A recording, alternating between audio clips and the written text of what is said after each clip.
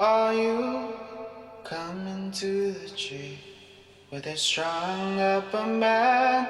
They say murder three.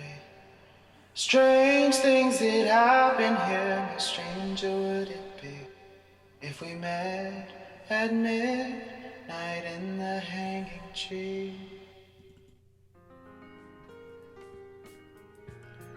Welcome to Strange Things with Chris James, broadcasting from the auxiliary radio station for Arkanasa Radio in Laredo, Texas. And welcome to the show. I'm your host, Chris James.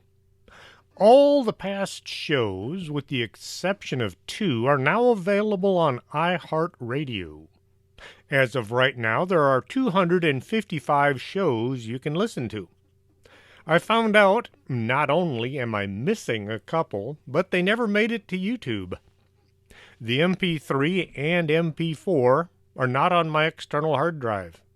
All I can think of is once the shows were sent to Podomatic, I deleted them instead of saving them. I searched both computers and I couldn't find the shows. I even tried looking at all the names, thinking I might have saved them under the wrong names. 255 MP3s followed by 255 MP4s. I didn't see a single name I didn't recognize. Fortunately, I still have the notes, so I'll need to record them and put them out so y'all can enjoy. One is about treasure hunting, and that is always a popular subject. In my life, I've had a few pets. Just about all of them were cats. I'm a cat kind of person. Cats go in a box. Just about all you need to do maintenance-wise is empty the box. Now, we have 2 dogs and 2 cats. My life seems to revolve around doing things with their poop. I walk the dogs, they do their doodads, and I pick it up.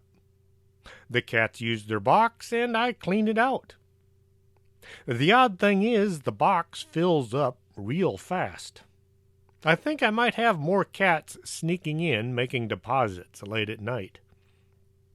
There's no way 2 cats can fill up a box in one day. When I first moved to Laredo, I lived in an apartment that didn't allow pets. I found a kitten at work and wound up taking her home. Good thing I was in the process of buying a house, so Gladys didn't have to worry about getting us evicted. When we got married, Gladys was extremely jealous of me and my wife. She insisted on sleeping in our bed in between us. If you know cats, you know they can be jealous. I worked shift work, and my wife worked days, so we had many long periods where we didn't see each other much. One shift change, things got a little weird. We both were on days, and we needed to be work at 7:30 or 8, depending. She had to be there half hour early to meet the kids at the front of the school. That evil, rotten daylight savings time had taken place over the weekend. Monday morning, Gladys came running into the room, screaming at the top of her lungs. She jumped into the bed and made enough noise to wake up the neighbors.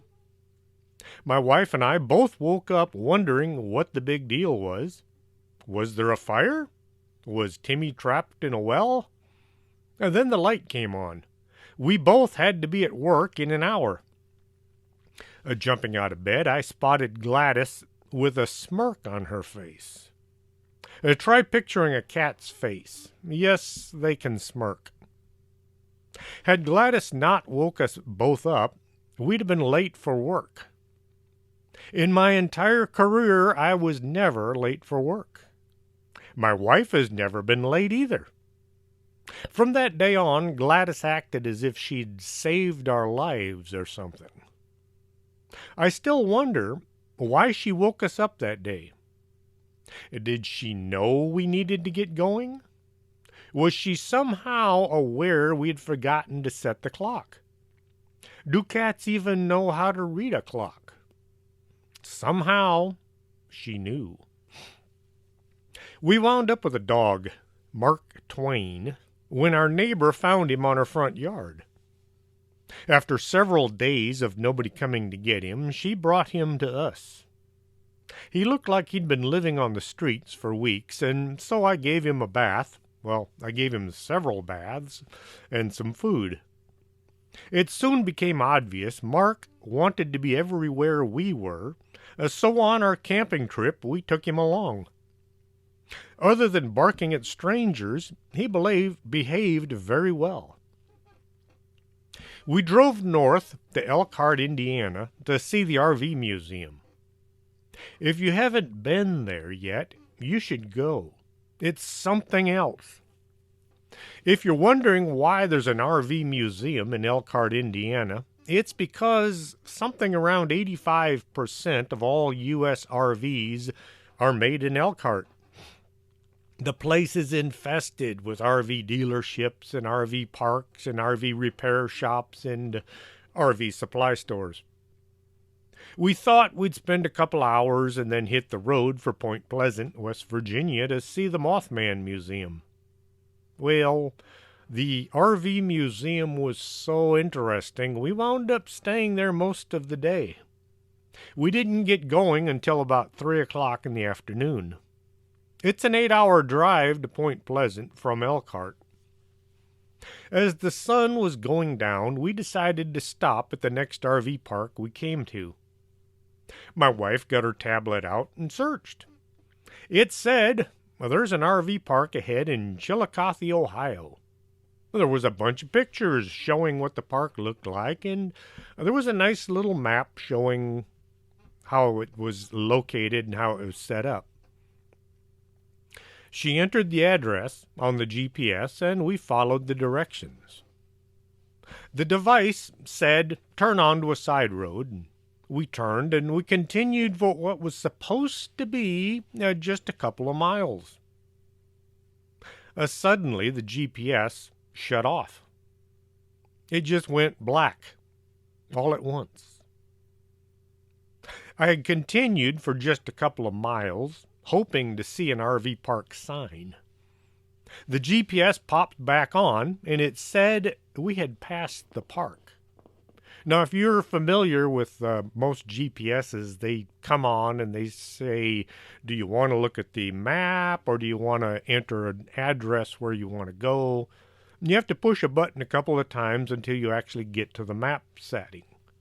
Well, this thing just popped back on, and it said we had passed the park. We're on a tiny little back road with trees on both sides. If a car had come along, we'd have had to slow down and pull way over, probably get 2 wheels off the side of the pavement. There was no place to turn a pickup pulling a trailer. So I had to look for some place to turn. The only thing I could see was a small bridge to my right. I'd have to back onto it, and it wasn't a 90-degree turn, it was kind of an odd angle. The trailer has a polished aluminum rock shield on the front. When I put my truck in reverse, the reverse lights reflect on the rock shield, so now I can't see back. My wife said she'd get out and guide me, and as soon as she opened the door, Mark went nuts. He lunged at the side window as if there was a monster lurking just outside. He was so wound up that she had to hold him with both hands to keep him from diving out the door. I told her to just sit tight and hang on to him, and I'd get out and just have a quick look. Yes, I was armed. I looked around the trailer, but I didn't see anything. So I got back in, I backed up a little more, and the closer to the bridge I got, the wilder Mark was acting. I really thought he had completely lost it. His spit was flying and hitting the window, and he was acting like he was nuts. After a very slow, noisy maneuver, because I was having to get out every couple minutes, or actually every couple seconds to make sure I didn't run into anything, I was finally able to back onto the bridge and get turned around and heading back the direction we'd come. As soon as we were away from that bridge, Mark settled down and he went and hid under my wife's seat. The GPS said, "Go this way and turn here." And so I followed the directions.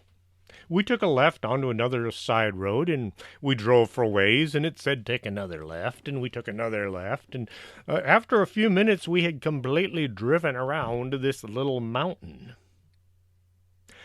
Once we were back on the road we'd just left a few minutes ago, the GPS said that the RV park was right ahead and take a left. There was a little bridge right there. And as I was looking at the bridge, getting closer to it, Mark started going nuts. I mean, he really barked and howled and growled and snapped at the window. Until I crossed the bridge and we were on the other side, he settled down. Well, we're still looking around trying to see an RV park that just didn't seem to be there, and the road we're on stopped. It suddenly dead-ended at a field. There were no RVs. There was no place to go. I had to pull off the road into a field and get turned around. Now I'm heading back towards that bridge, and guess who's going nuts again? The closer to the bridge we got, the wilder Mark acted. I mean, he was full-blown, I'm going to rip something apart, gnashing his teeth, or trying to get at something outside that window. We crossed the bridge. He settled down. We decided we'd had enough excitement for one night, and I took the truck and the trailer back into town. I stopped at a gas station because by this time I was kind of low, and pulled in and hooked up the pump and filled the tank. Then I walked inside because I was curious. I asked the man standing behind the counter if he knew about the RV park just across the highway from where I was standing. This guy looked at me as if he didn't know what an RV was. I turned and I pointed at my truck with the trailer and I said, "Is there some place around here where I can hook up?" He looked at the trailer, he looked at me, and finally he said there are no campsites in Chillicothe.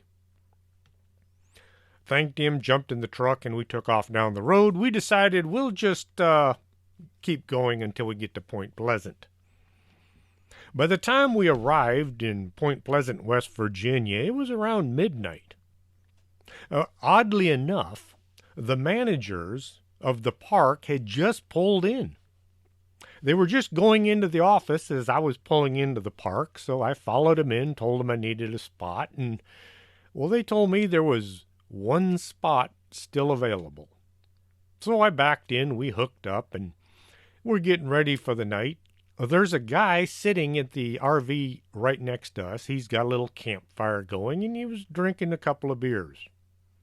Being an RV park, I said hi, and he said hi and asked where we were coming from, and the next thing I know, I'm telling him about our misadventure in Chillicothe. Well, it turns out that this guy was from Chillicothe, Ohio. He knew the town quite well. He told me there were no RV places in Chillicothe. He said the nearest one was 100 miles farther to the north. You talk about a coincidence. I don't like coincidences. They're kind of weird. Now I'm really wondering, what did Mark see or sense just outside my wife's door? He seemed to be perfectly fine with me getting out. Of course, maybe he knew I had a weapon on me. But he would not let my wife open the door or the window. As soon as we were away from that bridge, he was perfectly calmed down and didn't even seem to be concerned at all. I tried contacting the Ohio Paranormal Group, but they never got back to me on any other weird incidences out of Chillicothe. If you know of any other incidents like that, let me know. I'm really curious. Many dog owners say their animals can anticipate their return of members of the family, typically by going to wait for him or her at the door, a window, maybe the driveway, or sometimes even a bus stop. If the person returns every day at the same time, this isn't so odd, but some dogs will head over to a bus stop at different times of the day, somehow knowing it's time to meet their owners. When the dogs react only a few minutes before the person returns, their response may well depend on hearing or smelling them, or on hearing a familiar vehicle in which they are traveling. My dogs are sitting by the door watching any time I drive up. Now, they just might spend the whole day sitting there, but my wife says they do this only upon my return. They also go and sit by the door a few minutes before my wife comes home, and she never arrives at the same time twice. They know when we're coming home, even when we're miles away. A JT, a male mongrel terrier owned by Pamela Smart, knew when she was on her way, even when she didn't know. A JT has been observed by members of Pamela's family over several years.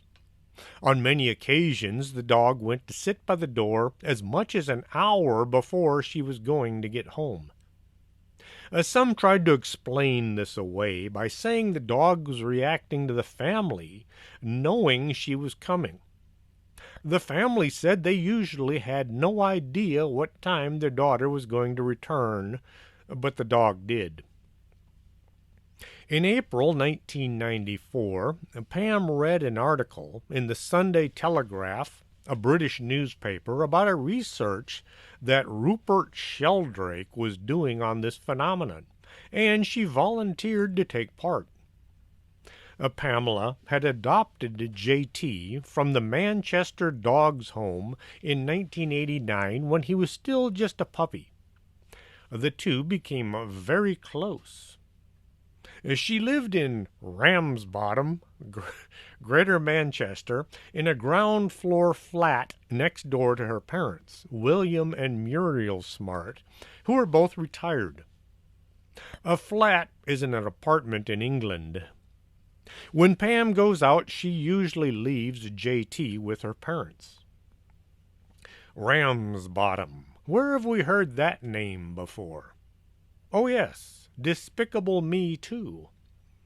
Silas Ramsbottom is the head of the Anti-Villain League, and he's played by Steve Coogan. Silas introduces Gru to the organization. He introduces himself, which causes the minions to burst out laughing due to his name, Ramsbottom, which has bottom in it. To me, it's sheep's butt, and yes, I've watched the movie several times. In 1991, when Pam was working as a secretary in Manchester, her parents noticed that JT used to go to the window just about every weekday at about 4:30 p.m. This was the time Pam was leaving work on her way home. The journey usually took about 45 to 60 minutes. JT would wait at the window most of the time. Since she worked routine office hours, the family assumed that JT's behavior depended on some kind of ability to sense time. In 1993, the position Pam had been working was done away with, and she found herself unemployed. Pamela began looking for a new job and would sometimes leave or return at odd hours. If she had an interview in town, she might leave mid-morning or even in the afternoon. Depending on how long it took or whether she had a few interviews the same day, Pam might be gone for an hour or all day. Her parents never knew when their daughter was going to be back, but JT seemed to know when Pam was coming home more often than not. His reactions seemed to occur around the time she set off on her homeward journey, as she was usually traveling in her own car.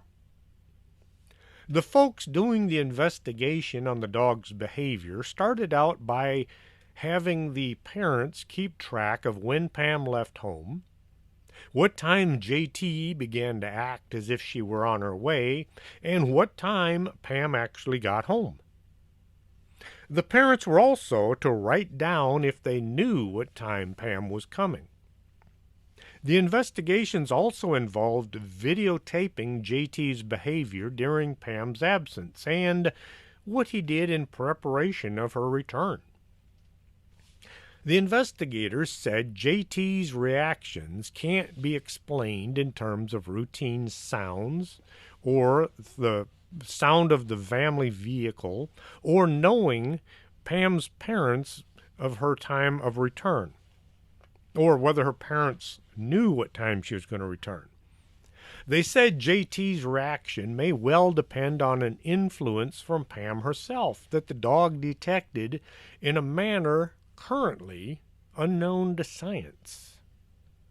From May 1994 to February 1995, Pam's parents, William and Muriel Smart, kept notes on the time at which JT went to the window to wait for her return. They were familiar with his characteristic behavior and knew when he was expecting her. If JT ran to the door, it was usually a sign of a passing car or the mailman. Only when JT walked to the door calmly and then sat there staring in anticipation did they make a note of the time. At the same time, Pamela kept a record of when she started for home, where she was coming from, her means of transport, and her time of arrival at home. Her place of departure was anywhere from a half a mile up to 40 miles. A part of the plan was she never called home to say she was on her way. It was to be an unannounced arrival, so no one that walked on two legs, would know she was en route or how long her trip would take. Usually Pam was driving herself home. However, on occasion she would ride with a friend or even take a taxi. Pam's return took place at a variety of times in the morning, afternoon, and evening, ranging from 10:15 a.m. until 11:30 p.m. In every case, Pam usually knew about when she would be home before she had left. JT reacted 10 minutes or more in advance of Pam's return on 27 occasions. He showed no noticeable anticipation on 6 occasions. 3 of these were way in the afternoon, and 3 were in the evening. To me, it looks like the later in the day it got, the less likely JT would tune in to her return. In other words, JT seemed to anticipate 82% of Pam's returns and did not anticipate 18. When JT did seem to anticipate Pam's return, he usually reacted 10 to 45 minutes in advance. On 3 occasions, his reactions began much longer. On one of these, he reacted 90 minutes in advance, but she was on an unusually long journey that day, and it took 120 minutes. So she was in fact on her way home when he reacted. On 2 occasions, his reactions were 75 to 120 minutes in advance of her journey time, and it only took her 20 minutes to get home. So these reactions seemed more in the nature of false alarms than reactions to her setting off. At least, that's what the researchers came up with. To me, perhaps at about 120 minutes, she was thinking it's time to get going home, and maybe that's what the dog was picking up on. Or did JT pick up on some subtle hint of Pam doing something that would appear as if she were on her way? My wife sometimes sends me a text saying she's on her way, only to get intercepted by something she has to attend to. Sometimes she'll send me a text and it'll be an hour and a half before she gets home. There was a statistically significant tendency for his reaction time to be shorter with a shorter distance journey and longer with the longer distance journeys. During the period of July 1994 to February 1995, there were 8 recorded occasions on which JT did not react. The notes kept by the Smart family show that on some of these occasions, his behavior was unusual. There was a reason for this lag in response. If Muriel Smart was asleep or not home, JT didn't react to Pamela's impending journey home. He wasn't all that fond of William Smart, and he would go and lay under the bed, and he wouldn't walk by the door.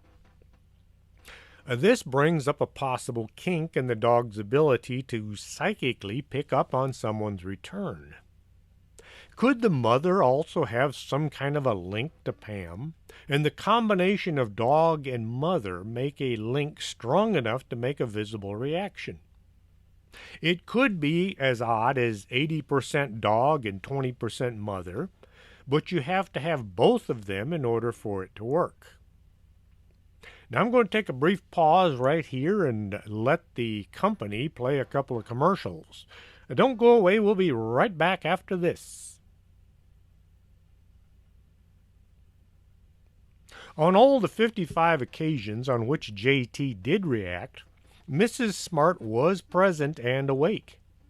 JT still failed to respond on 5 occasions. One of these 5 occasions, there were many external distractions.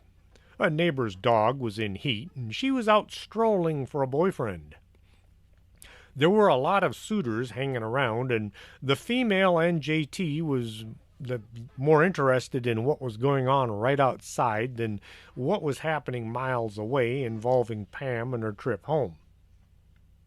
The possibility that JT was responding to the sounds of Pam's car or other familiar sounding vehicles in which she was traveling isn't plausible. It is scarcely conceivable that he could hear her car at such a distance. We're talking 40, 50, 60 miles away, especially when the car was downwind and there was a lot of background traffic involved. Nevertheless, to test the possibility that JT was reacting to the sound of Pam's car or familiar vehicle, a test was conducted in which Pam rode a bicycle instead of going by car. When Pam was getting ready to ride back home, JT went and sat by the front door. Pam set off in her own car with an Austrian research team that had come to England to study the connection between her and her dog. They set out at 11 a.m., and they spent a few hours just driving around town. Pam would get out and walk around, and then she'd walk back to her vehicle and drive around some more. She was being told what to do by the researchers.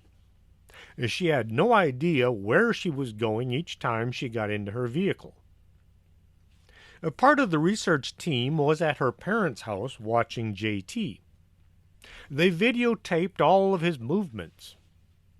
The dog did all the things dogs do when at home.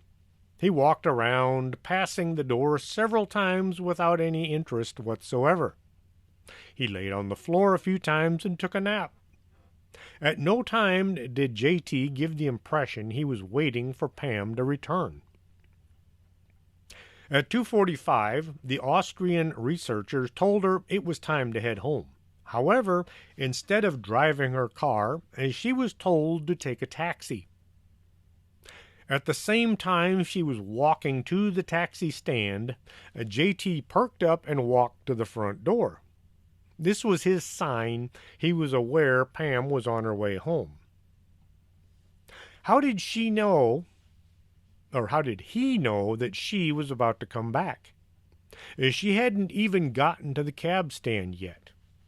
It was as if as soon as Pam thought about coming home, JT received a signal telling him it was time. Muriel Small was at home and awake during the test. She had no idea Pam was on her way until she noticed JT was sitting at the front door. Could some pets have a psychic connection to their owners? JT and Pam seem to be connected. Mark, our dog, will go and lay by the door while my wife is away. He's usually asleep most of the time. If I walk by, he'll follow me as long as my wife isn't on her way. If I walk by and Mark stays by the door, looking out the window, I can usually expect my wife to get home in about 30 minutes.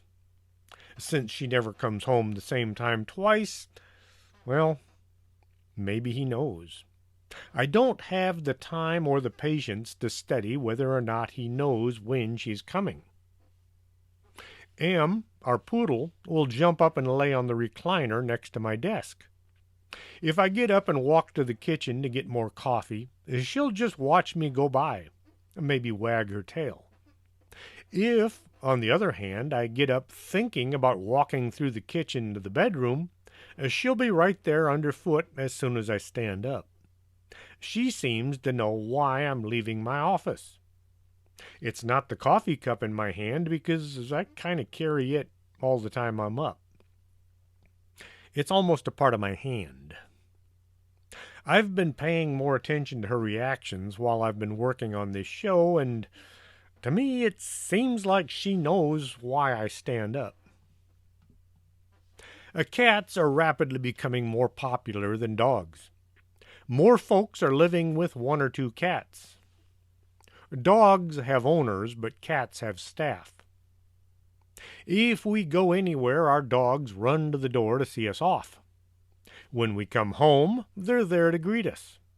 The cats are doing cat things, and they hardly even seem to care if we're there or not, as long as the food bowl is full and the cat box is empty. Jacob and Bonnie Richter lived in West Palm Beach. They drove their motorhome to Dayton Beach, Florida.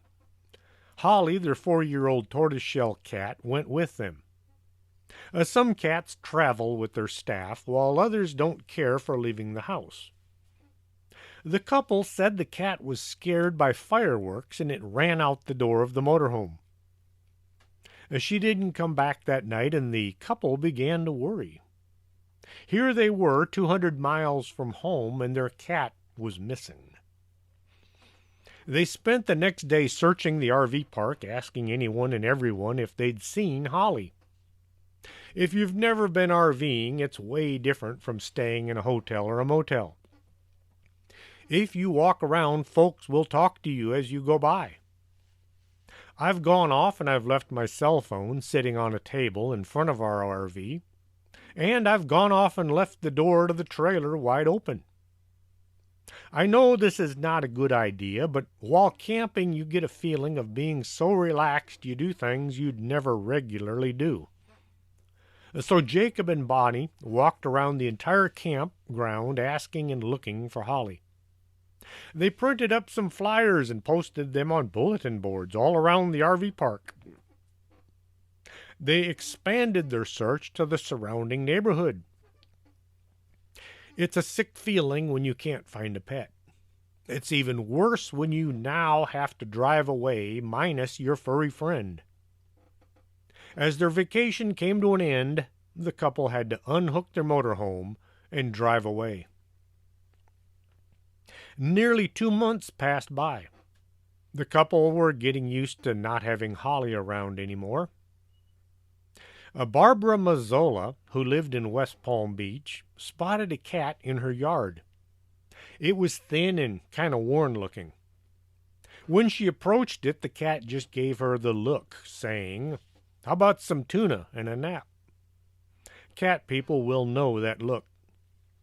Barbara gave the cat some food and then took it to the vet's office. The vet tech ran a scanner over the cat and found the ID chip. It said the cat belonged to the Richters. Imagine the shock and joy when Bonnie received a phone call telling her Holly was in town. The cat had walked 200 miles to get there. Knowing cats, I doubt Holly sat on the windshield watching the scenery go by, so she would know where the camper was when she vanished. She probably slept most of the trip. How did she know to head north to get home? How did she know once she was in town it was time to contact somebody to get some help? Animals know how to navigate around their neighborhoods.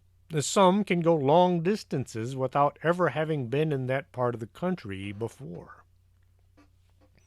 In 2008, a dog named Max was riding in a car with his owner when there was an accident. The car was a convertible, and as it sat there, Max jumped from the car and ran away. At the time, he was 45 miles from home. Having to deal with the accident, the owner wasn't able to go after his dog. Once everything was finished, he did drive around looking, but there was no Max. 3 weeks later, the man found Max sitting in his front yard.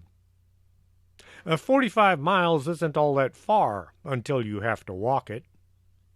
Walking and looking for food and water would have been beyond some people's abilities, yet Max did it, and he looked none the worse for wear. In 2002, a family took a trip from Minnesota to Wisconsin. They took Skittles with them. The Skittles was their cat. The cat wandered off and the family tried to track him down, but they couldn't. They were forced to go back home minus their furry friend.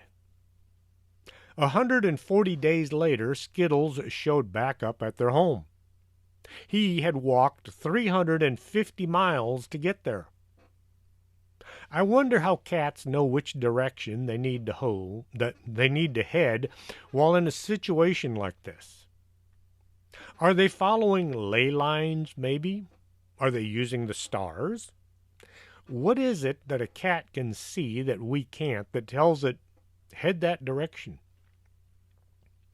Dr. Nicholas Dodman, a professor of animal behavior, argued in an article for PetPlace.com that dogs and cats do have some mental mapping abilities. Their wild relatives had to run all over the place in search of food, and then they had to find their way back. A lost dog would die. So, finding the way home had survival value for dogs, and those with the greatest talent in this respect would have the best chances of survival. Their genes would have been passed on, Dodman wrote. I've tried asking my cats how they do it, but they refuse to tell me. I guess it's some kind of a secret feline thing. It's one thing for a cat or a dog to find their way home. Even while riding in a vehicle that follows the roads, twisting and turning, the animals have an ability to know which direction to go to get home. How do we explain animals that find their families when they aren't at home anymore? Reverend and Mrs. James Davis moved from Long Island to Georgia in 1973. Their daughter was allergic to animal fur, so the couple had to do something with their 2-year-old white cat, Pooh. Pooh is the name, not the stuff in the box. They gave Pooh to one of their neighbors. Well, Pooh decided he didn't much care for the new home, and he left. After living in Georgia for a while, the couple moved to South Carolina. One day they noticed a cat had begun hanging out in their yard, and when offered, it came inside. Looking at this white cat, they soon realized it was Pooh. Somehow their cat had found them over 200 miles from their last known location. To make things even more confusing, they hadn't moved straight to their new home, but they had gone 1,000 miles away, and then they'd moved 800 miles closer. Pooh had picked up on something. Was it some kind of a scent trail? If so, how did the cat know not to walk all the way to Georgia first? It seemed he had walked straight to the new home. The Servaz family lived in Lamarck-sur-Seine, France. They had a summer home in the French Riviera where they stayed while on vacation. One day in December 1982, their tomcat Gringo went missing. Try as they might, the cat was gone. In July, they received a call from their neighbors in the Riviera saying the cat was staying at their summer home. The neighbors had spotted a cat hanging around the summer home, and when they went to feed him, they discovered it was Gringo, whom they were familiar with. The neighbors agreed to take care of Gringo until the Servaz family arrived for their next summer vacation. The cat did know where the summer home was, but why would he leave his family to go there on his own? We're looking at a 300-mile walk just to stay at the summer house. Was he going there to visit the neighbors? Did the neighbors have a pet cat? None that we know of. There was something about that summer home that was attracting this feline to walk 300 miles. Cats are willing to travel long distances to get where they want to be. Sugar, a 2-year-old Persian, may hold the record. The family was moving from Anderson, California to Gage, Oklahoma. Sugar had a weird hip problem that made long trips uncomfortable for her. Traveling with a cat that isn't happy can get interesting. Our cat Roswell gets weird on occasion. You may have heard her in the background yowling at the top of her lungs. She does this once in a while, usually when I'm recording a show or trying to sleep. Otherwise, she's pretty quiet. Not wanting to drive 1,500 miles with a mad cat, the family opted to give her away to a neighbor. Sugar decided the new home wasn't up to her standards. Maybe the food wasn't what she liked, or the new family didn't bow and scrape the way they should. Sugar walked away from her new home after a 2-week stay. 14 months later, she showed up at the front door of her former family's new home in Oklahoma. The cat had traveled 1,500 miles with a bad hip. She must have walked about 100 miles a month, or 3 miles a day to get there. Talk about determination. As she went, she had to find food and a safe place to sleep. 420 nights sleeping in a different location while navigating to a house she had never been to before.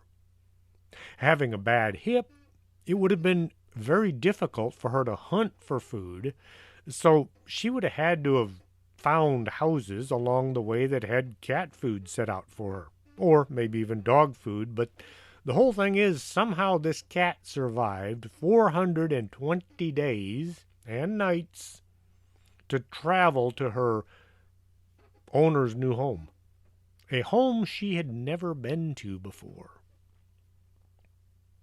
Oscar, a 2-year-old cat that lives in a nursing home in Providence, Rhode Island, appears to know when residents at the home are approaching their final hours. When one of the old folks is about to pass on to the next world, he curls up next to them in their beds. The cat lives at the hospice and has free run of the facility. The staff began to notice he would begin paying attention to one of the residents a few hours before they passed on. One doctor began documenting when the cat was staying with one of the patients, and he found it was usually about a 4-hour time period before the end. Oscar the hospice cat conducts daily rounds like a feline version of a hospital consultant, and he appears to be able to predict when patients are going to die. Oscar has been accurate in 25 cases so far. He sits with patients at the Steerhouse Nursing and Rehabilitation Center in Providence, Rhode Island, when they're in their last hours of life. he doesn't make any mistakes. He seems to understand when patients are about to die, the doctor said. The doctor also said that relatives of the dying patients take solace from this curious phenomenon. The companionship that Oscar provides is appreciated. Oscar was adopted by the medical staff as a kitten, and his home has been on the third floor of the nursing home where the dementia patients live. Soon he was making his own rounds, sniffing patients and looking them over. Then he would curl up beside a patient who died a few hours later. The weird side of my mind asked, is he predicting their passing or causing it? Maybe Oscar's sucking the life out of the patients. Just something that popped into my head anytime I'm reading something like this. Did you watch the TV show Dead Like Me? The Reapers? Maybe that's what Oscar is. Staff at the hospital trust Oscar's instincts so much they call the patient's relatives to let them know it's very likely their loved one will pass away very soon. Now, Oscar is an aloof cat who is not normally friendly towards people. They describe him as hissing at patients when she walks past. But he seems to take his work very seriously. When he settles down next to a patient who is dying, he purrs and curls up to them. On occasion, when the family of the dying patient don't want some strange cat in the room, Oscar will pace back and forth outside the door, meowing until the patient is gone. Cat experts say that cats can sense illness, especially in their owners or other animals. They can also sense changes in the weather, and their ability to sense impending earthquakes is well known. Our crazy cat Roswell will curl up to next to any pets we have that are sick, really sick. When Kay, Rocky, and Betty were about to go, Roswell was right there with them right up until the end. She would massage them with her paws, not giving the pointy acupuncture like she gives me, but just rubbing them almost like she was rubbing their back. It was very strange to watch her interact with these other animals because normally she's on her own. She's not a outgoing personality. But anytime one of our pets was about towards the end, there was Roswell right next to him. According to another doctor at the home, Oscar can predict who is going to die more accurately than the staff. While examining one of the patients, the doctor noted a change in the breathing, along with discoloration in the patient's lower limbs. This combined with not wanting to eat and being very restless, the doctor thought the patient was going to die soon. Oscar disagreed. After a cursory sniff and a look, Oscar walked away. The patient lingered for a while and then improved. The doctor was wrong, but Oscar was right.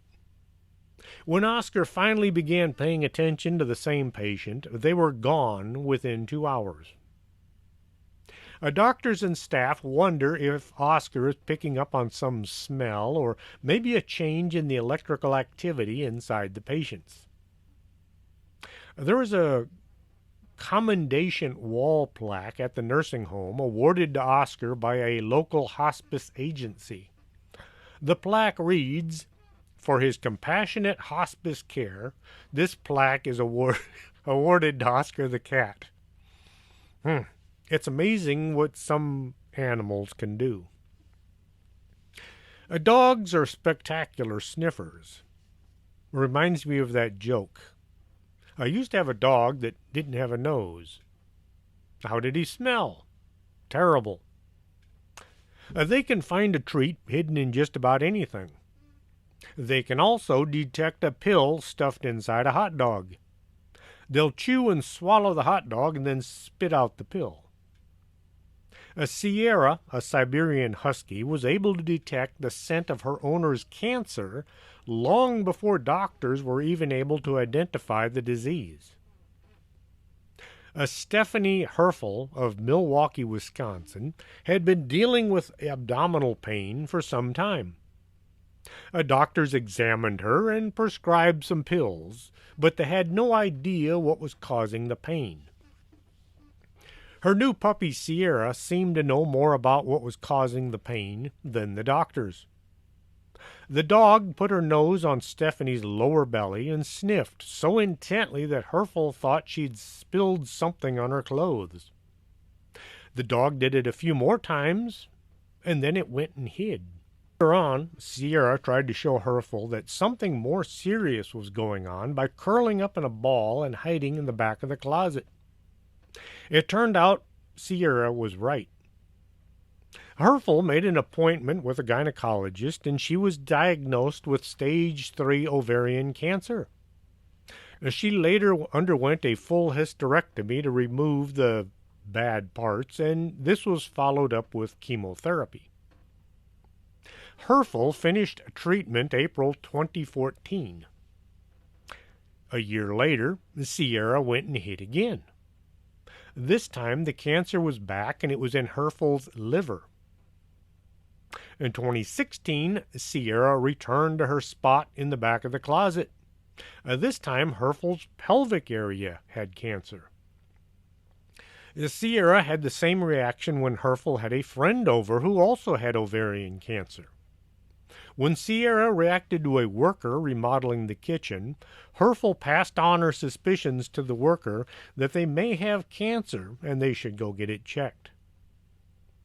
Herfel is now cancer-free, and the plans to spread Sierra's story to as many folks as possible. Having a dog that can diagnose cancer could make a whole new form of cancer treatment. Sierra isn't the only dog who can smell illness. A dog's noses have as many as 300 million smell receptors, compared to a human who only has 5 million. They also have a second smelling device in the back of their nose that they call the Jacobson's organ. That powerful smelling system enables dogs to detect subtle odors given off by cancer cells called volatile organic compounds. Most dogs have to be trained to recognize these scents, but Sierra had a special case. Organizations like the UK-based group Medical Detection Dogs, MDD, train dogs to detect the odor of human disease in samples such as urine, breath, and skin swabs. MDD pups then participate in research studies to advance the understanding of how dogs can help with medical diagnosis. This adds a whole new meaning to having lab work done. One MDD dog named Lucy has been able to detect cancer correctly more than 95% of the time.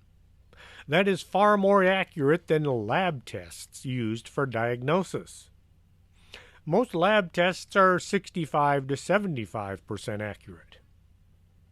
This research on how dogs can be used in medical practice is still developing, but thanks to organizations like MDD, it's certainly advancing.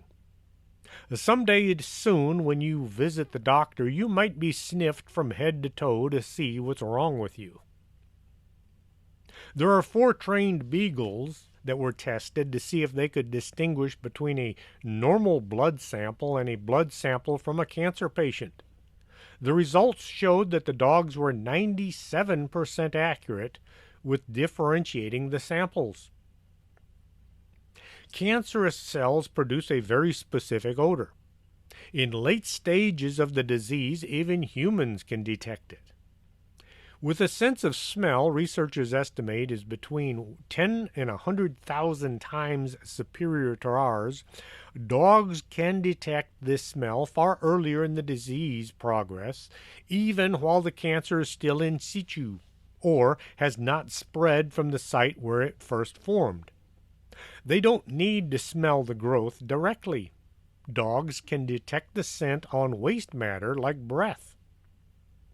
That makes the work of training a dog to detect cancer a lot simpler.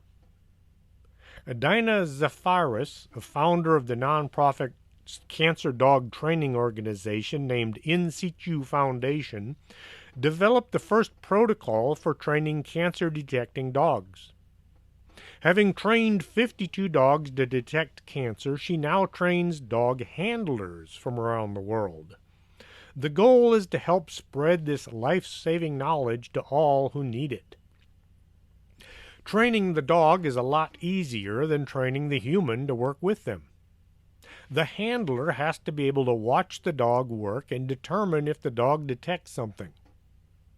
Drug dogs are trained to sit once they find something. The medical dog would have to do something besides go and hide in the back of a closet. Cancer-detecting dogs are being trained not to work directly on early screening for the public, but rather to help researchers gather data they will use to build a mechanical nose. This would be a device that will detect odors just like the dog's nose, without the need to train multiple dogs or account for unpredictability of working with living beings. The Penn Vet Working Dog Center is working with a team of all-star dogs to develop a mechanical nose as soon as possible. Right. A dog can do the job and costs a few $100s. This new machine will probably run into the thousands, and I'll bet the dogs are more accurate than the machines. Hundreds of thousands of dollars are going to be spent on making a mechanical nose when the money could be used to train a few thousand dogs. I'll put my money on the dogs any day. I walk Mark and Em just about every day. We head to the park and we stop to talk to any neighbors we run into. On occasion, there will be somebody walking around the neighborhood that the dogs don't like. They start barking and growling. I try to act as if the dogs are just being overly noisy. At the same time, I look at whoever they are barking at as if there just might be something wrong with them. Not wrong as in sick, but maybe the person is not to be trusted. Little kids never get anything more than a tail wag and a smile. Yes, dogs smile. The guys that work in the park picking up trash and painting never get more than a cursory sniff. Some people will get a couple of barks as if the dogs are saying hi. Then there are the ones that both dogs are trying to chase off. What are they picking up on that I need to pay attention to? The really worrisome activity is when both dogs start barking while at home. Sometimes even our cat Sam gets in on the action. Something will grab their attention, something I can't see. I've grabbed my camera several times and snapped off photos in the direction that the dogs are barking. I've examined the photos, but as of yet I haven't really seen anything. Not yet anyway. Is there something coming into our home that the dogs don't like? I'm not talking about barking at the front door or the window. I'm talking about standing in the hallway, barking at nothing. It's kind of creepy. But, like I said, maybe there's something there that they see or sense or hear that I'm not aware of. If you have a story you think would look good in my next book, something about UFOs or cryptids or ghosts, that kind of thing, send it to me and I'll see about putting it in my next book. You can contact me at strangethings@arkanasa.com. If you want to listen to all the past shows, you can now get 255 past shows on iHeartRadio. All the archives are there, and they're free to listen to. If you go to the other sites, such as Podomatic or iTunes, I believe there's only about 60 shows available in their archives.